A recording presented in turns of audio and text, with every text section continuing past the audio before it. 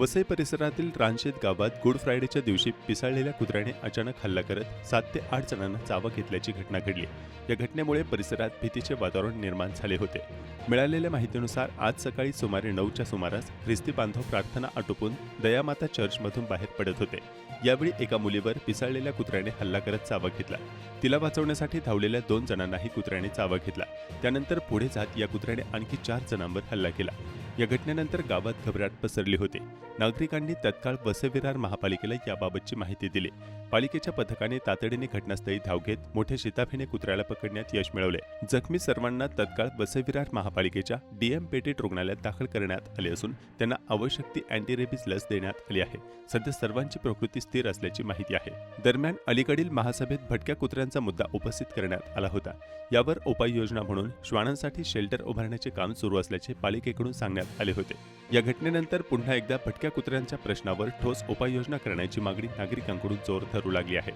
चर्चमधून येत होती मग जेव्हा मी आली तेव्हा एक भयानक कुत्रा माझ्या मागे लागला आणि त्याने मला चावलं। बट मी त्याला माझ्यापासून दूर करायचं ट्राय करत होती, पण तो जातच नव्हता। मला असं पकडून ठेवलेलं की मी जाऊच नव्हती। इतक्यात अचानक लोकांचा खूप आवाज ऐकू आला।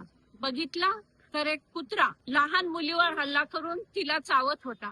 तिला सोडवायला गेलेल्या आणखी 2 माणसांना त्याने तिथे हे केलं। तसाच तो धावत पुढे आला। लोक सैरावैरा झालेली होती, भीतीचं वातावरण होतं आणि अशातच त्याने आणखी 4 लोकांचा चावा घेतला। दृश्य खूपच भयानक होतं आणि हे दिवसेंदिवस वाढतच चालले। नेहमी त्या चर्चच्या कंपाऊंडच्या पार्किंग प्लेसमध्ये असेच हे कुत्रे फिरत असतात। आज सकाळच्या वेळेत मला आमचे ज्येष्ठ कार्यकर्ते त्यांनी फोन केला होता। लगेचच आम्ही डीएन पेटीटला पोहोचले। जवळपास 7 ते 8 लोकांना हा पिसाळलेला कुत्रा चावलेला आहे। रानशेत गाव म्हणून आहे, तिथे दयामाता चर्चच्या जवळ असे 2 ठिकाणी या कुत्र्यांनी अटॅक केलेला आहे। मुलगी होती आणि 2 महिला आणि 3 पुरुष असे होते। आणि वाईट एवढंच वाटते की कुठेतरी महानगरपालिकेने सदर विषय गांभीर्याने घेऊन गेल्या महासभेला पण आम्ही हा विषय घेतला होता।